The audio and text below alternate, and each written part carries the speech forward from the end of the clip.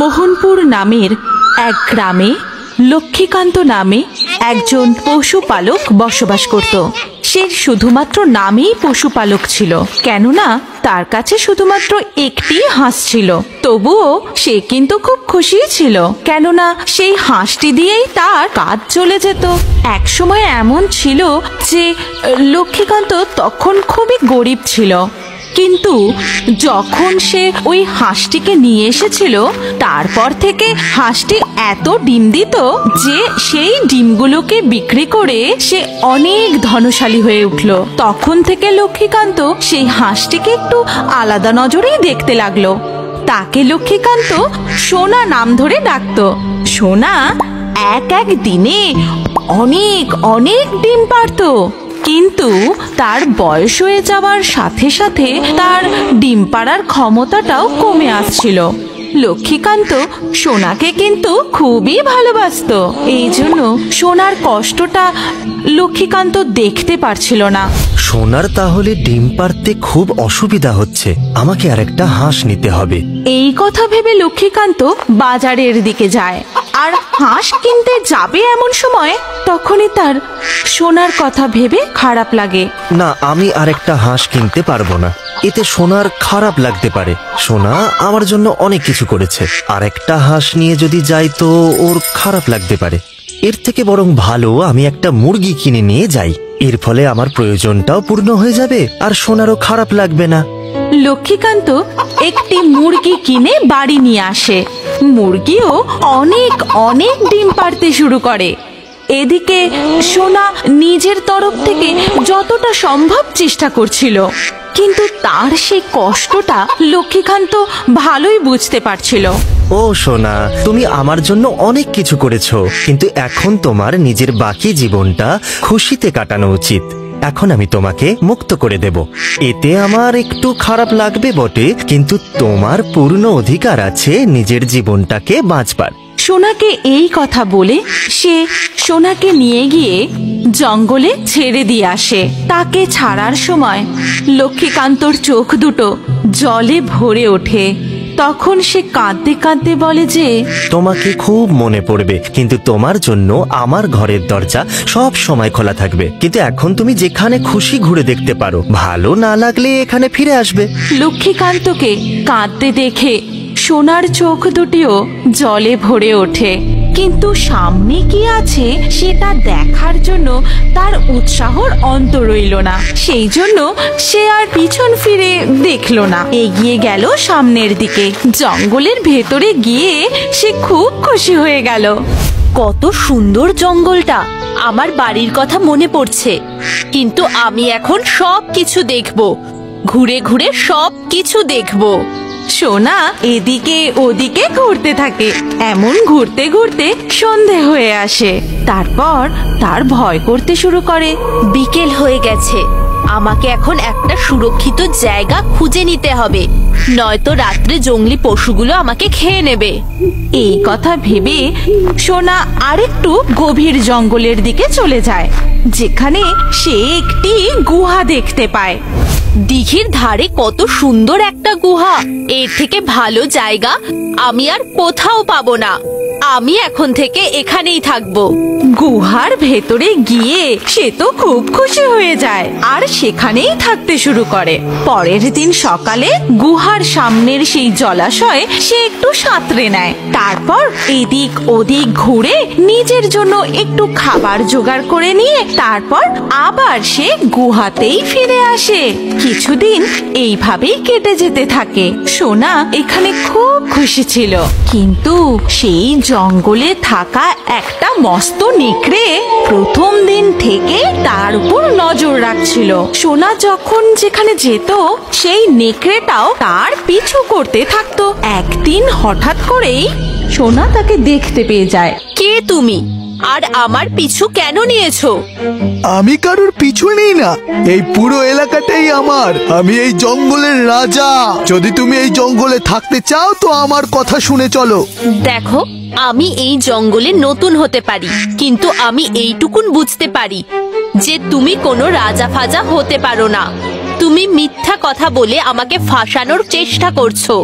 সময় নষ্ট করো না, বেরিয়ে যাও আমার সামনে থেকে।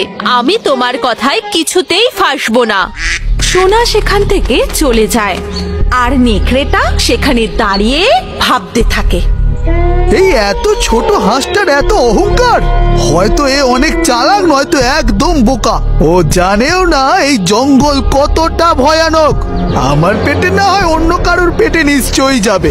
সেই রাতেই যখন সোনা নিজের গুহাতে ঘুমোচ্ছিল, তখন হঠাৎ করেই একটা গর্জনের আওয়াজ শোনা যেতে থাকে আর দূর থেকে সেই আওয়াজ ক্রমশ কাছে আসতে থাকে। তখন হঠাৎ করেই সোনার ঘুম ভেঙে যায়।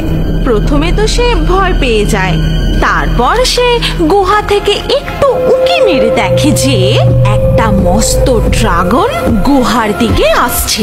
মনে হচ্ছে গুহার আসল মালিক আসছে। আমাকে এক্ষুনি কিছু করতে হবে, নয়তো ও আমাকে খেয়ে ফেলবে। এখন ভয় পাওয়ার সময় নয়, খুব সাহস নিয়ে কাজ করতে হবে। ততক্ষণে সেই ড্রাগনটা গুহার একেবারে সামনে এসে গেছিল, কিন্তু গুহার ভেতরটা এত অন্ধকার ছিল যে ড্রাগন কিছুই দেখতে পাচ্ছিল না। তখন সোনা নিজের বুদ্ধি খাটিয়ে একটা উপায় বার করলো। সে তার গলা ভারী করে বলল যে, দেখো, যার জন্য আমরা অপেক্ষা করছিলাম ও আসছে। এবার ভেতরে এলেই আমরা ওর উপর ঝাঁপিয়ে পড়ব। দেখো, তুমি কিন্তু একলা খেয়ে নিও না, আমাকেও একটু দিও। দেখে তো মনে হচ্ছে অনেক দিন পর আজকে খুব ভালো মাংস খেতে পারবো। হ্যাঁ, তুই ঠিক বলেছিস। কত অপেক্ষা করেছি এরকম শিকার পাওয়ার জন্য। আজ রাত্রে খুব ভালো করে মন ভরে খাবো।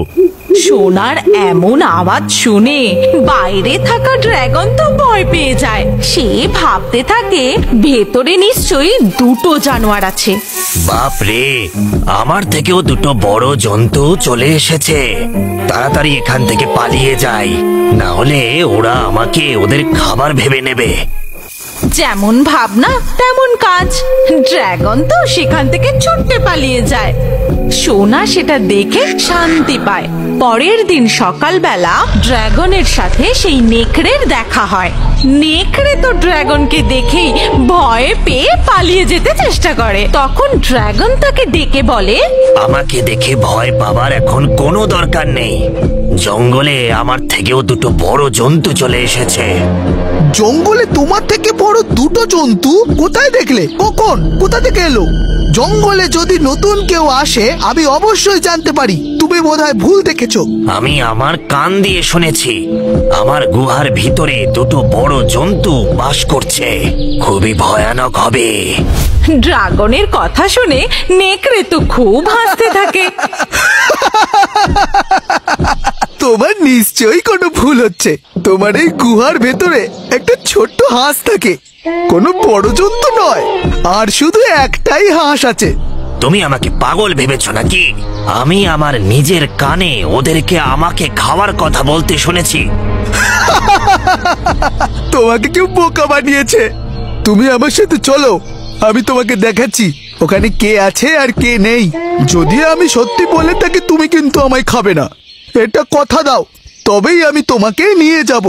যদি তুমি আমাকে ভরসা না করো তাহলে তুমি নিজেকে আমার সাথে বেঁধে নাও, তাহলে তো আমি পালাতে পারবো না। এই কথা বলে নেকড়ে তো ড্রাগনকে গুহার সামনে আবার যাওয়ার জন্য রাজি করালো। আর নেকড়ে নিজেকে ড্রাগনের সাথে বেঁধে ফেললো। এইভাবে সে নিজেকে ড্রাগনের সামনে বিশ্বাসযোগ্য করে তুলতে চাইছিল আর সোনাকেও একটা উপযুক্ত শিক্ষা দিতে চাইছিল। এরপর নেকড়ে ড্রাগনকে নিয়ে সেই গুহার সামনে এসে দাঁড়ালো। ড্রাগনকে সেই নেকড়ের সাথে দেখে সোনা তো বুঝতেই পেরেছিল যে নিশ্চয়ই কোনো গন্ডগোল আছে। সে তখন তাড়াতাড়ি গিয়ে গুহার ভিতর লুকিয়ে পড়লো আর তাড়াতাড়ি নিজের একটা বুদ্ধি বার করে আওয়াজটা ভারী করে বলতে শুরু করলো, শেষমেশ তুই এলি, কিন্তু তুই তো বলেছিলিস যে দুজনকার জন্য দুটো জানোয়ার নিয়ে আসবি। এবার একটা থেকেই কাজ চালাতে হবে। একটা কাজও তুই ঠিক করে করতে পারিস না। সোনার মুখ থেকে এই কথা শুনে সেই নেকড়ে আর ড্রাগন দুজনেই ভয় পেয়ে যায়। তুই আমাকে ঠকিয়েছিস, এই জন্য তুই আমাকে বেঁধে এখানে এনেছিস। এখন দেখ তোর সাথে কি করি আমি। না না, ও মিথ্যা বলছে। আমাকে কেউ এখানে তোমাকে নিয়ে আসতে বলেনি। ভেতরে একটা হাসি আছে। কিন্তু সেই নেকড়ের কথা ড্রাগন মোটেই মানলো না। ড্রাগন তো জোরে জোরে ছুটতে লাগলো, আর সেই নেকড়েটা তো তার সাথে বাঁধা ছিল, তাই সেও ড্রাগনের পেছনে ঘষ্টাতে ঘষ্টাতে যেতে লাগলো। আরে দাঁড়াও দাঁড়াও, দৌড়িও না, আমাকে যেতে দাও। ওখানে কোনো ভয়ানক জন্তু নেই, শুধু একটা হাঁস আছে। আমাকে ছেড়ে দাও। তারপর থেকে সোনা নিজের বুদ্ধি খাটিয়ে সেই জঙ্গলের সেই গুহাতেই আরাম করে থাকতে লাগলো। একটু দাঁড়াও, তোমার জন্য সুখবর আছে। তাড়াতাড়ি তোমার নাম কমেন্টে লিখে দাও।